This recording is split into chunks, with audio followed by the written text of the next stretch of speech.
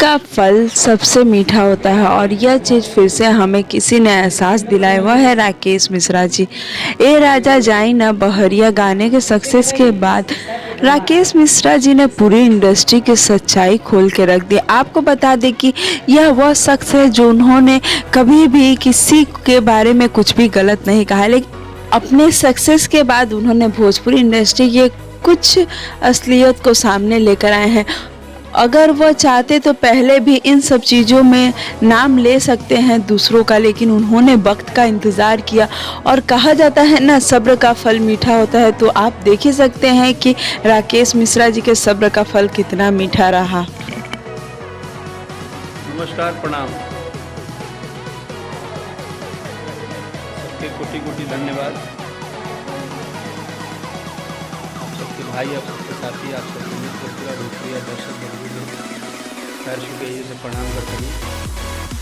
आपकी बात की कामना रखते हैं और आप सबको दुआ आशीर्वाद करें। आज 13 के दिन वो हमने के बहुत बड़ा गिफ्ट लोग सब दिले बनी। पिछले 3 या 4 दिन से लगातार 10 लाख लगातार 4 दिन से, मतलब 40-42 लाख बार एगो हमार गाना 2020 में जो रिलीज हुई रहे ए राजा जाई ना बहरिया म्यूजिक वर्ल्ड चैनल से, ओके बहुत आशीर्वाद प्यार दुलार दे तनी सब है।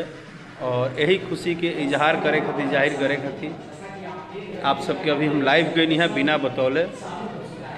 और ये पूरा टीम जुटल बा, जे भी एल्बम के हमारे साथी कलाकार मधु जी की राजा जाई ना बहरिया में बहुत अच्छा परफॉर्मेंस के लिए बड़ी। और ये राजा जाई ना बहरिया की एक रेडी बा 11 मिलियन व्यू के साथ। और ये आप सबके आशीर्वाद प्यार दुलार है। और जौना हिसाब से आप सब प्यार दुलार आशीर्वाद दिले बनी है गाना के, एक बात तक तय हो गई कि जौना हिसाब से लोग सब प्यार दुलार दिले बनी, कम से कम जौन एगो बात के टैग लागा रहे कि आज के भोजपुरी में बिना छुअले छौले गाना ना चली, बिना हई केले गाना ना चली, बिना हऊ केले गाना ना चली। बहुत सारा बात बा जोना कि हम फेसबुक लाइव में कह दनी, लेकिन इहो बात उतने सत्य बा कि जब गाना बढ़िया होला, मिजाज बढ़िया होला, गौनई बढ़िया होला, म्यूजिक बढ़िया होला, अंदाज बढ़िया होला, तो समय कोनो होखे गीत, कोनो होखे गीत अच्छा बात हर घर में बाजी। ठीक बा, भोजपुरी गीत है, भोजपुरी गीत दुअर्थी लोग कहला दुअर्थी होला, भाषा दुअर्थी है, लेकिन एकरा में रस भी होला। आज राजा जाई ना बहरिया हर परिवार के लोग हम देखने हैं कि उस तरह एक वीडियो चलता है, ऊपर ट्रेंडिंग में बा। शायद 10,000 15,000 परिवार के लोग, बच्चे बच्चियाँ, भाई बहन, मित्र साथी सब लोग वीडियो बना बना डाला था। सबसे पहले भोजपुरी इंडस्ट्री के तमाम स्टेज परफॉर्मेंस करने वाली जितने नृत्यांगनाएँ हैं, जितने आर्टिस्ट हैं, जितने बजाने वाले हमारे वादक हैं, जितना हमें सुनने वाले संगीतकार हैं, कलाकार हैं, सब लोग अपने अपने स्टेज के माध्यम से, अपने अपने परफॉर्मेंस के माध्यम से, अपने अपने रिकॉर्डिंग गानों के माध्यम से, अपने अपने स्नैक वीडियो के माध्यम से, जितना डिजिटल प्लेटफॉर्म है, हर प्लेटफॉर्म पे राजा जाई ना बहरिया गाना को आप लोग जो प्यार दुलार आशीर्वाद दे रहे हैं, एकरा खातिर राउर राकेशवा ई राकेश मिश्रा तहे दिल से धन्यवाद करता रहे। राउर आशीर्वाद के प्रतीक्षा रही। रउरा सभे की स्नेह प्यार दुलार में अब ऐसा हमरा उम्मीद बा कि कमी ना मिले के चाही।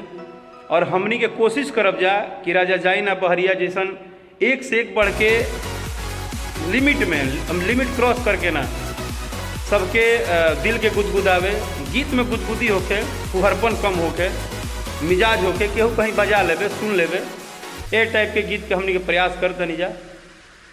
और रउरा सभे के कोटि कोटि धन्यवाद। ज़्यादा विशेष का कहीं, बस हमरा भी आपके खातिर कोनो शब्द नहीं है। और देखिए तो एक शब्द बाकी रउरा सामने हम नतमस्तक बनी, इतना प्यार दुलार आशीर्वाद देवे खातिर। और उम्मीद बा कि ई गाना आवेला टाइम में 100 मिलियन 50 मिलियन के भी रेस में जाई। जोना हिसाब से प्यार दुलार आशीर्वाद मिलता, भगवान करस केहू को नज़र गुजर मत लागू। बहुत बहंगवा बड़े जो उनकी पूजो पाठ करावे ले, बहुत बहंगवा कलाकारियों लाइन में ढेर बहंगवा बड़े जो पूजा पाठ करावे लगे हैं हवन करावे कि राकेश मिश्रा के गाना दब जाओ। और बहुत बक्चुनहर बाढ़ है, लेकिन हम चाहते नहीं करूँगा सब आशीर्वाद से माई से मत करस। आ जितना बक्चुनहरा पूजा पाठ कराओ तरह से हमारा पता चलल है ढेर पूजो पाठ करौले है सर, तो ओकर के पूजा पाठ लागू मत। जैसे कि जरा साथे श्रोता समाज के आशीर्वाद होला ओकरा पर कोनो आँच ना आवे।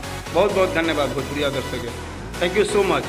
ये टीम बा हमारे पूरा एकदम म्यूजिक वाइड के रवि भाई, ये समस्त हमारे टीम के सभी मेंबर, आपको भी धन्यवाद। आप सब लोग के आशीर्वाद प्यार से सबके सहयोग से अहद मैडम खड़ा बड़ी, हाँ इनका सहयोग रहा है, बहुत बहुत धन्यवाद, थैंक यू, प्रणाम।